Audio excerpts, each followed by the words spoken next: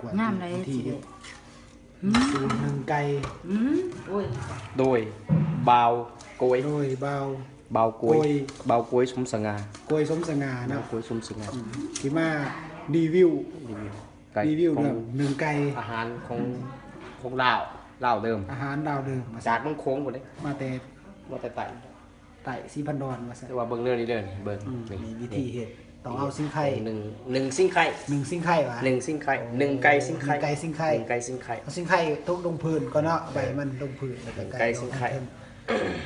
ลง วิธีการหนึ่งไก่ต้องเป็นไก่ลาดแท้ มีเครื่องในมัน นี่ยัง ๆต้องเป็นไก่ลาด มีเครื่องในมันนี่ อันนี้ก็ง่ายต้องเป็น ไป ไก่ บอกส ลา ด ด วะ แต่ต้องมีน้ำผึ้งเลยน้ำผึ้งดันหาใส่ โอ้ เพื่อ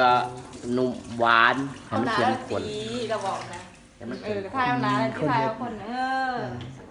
ข้างในเราต้องใส่ลงไปนี้ข้าง ค ใน นดังคนดังถวยไทยบ่ บ บ อ อย กบอกหลานแล้วเจ้าได้ล่ะ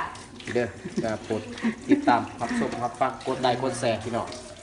พวกมักกินนอนเด้อ เอานอนพาไปดิ โอ้น้ำมัน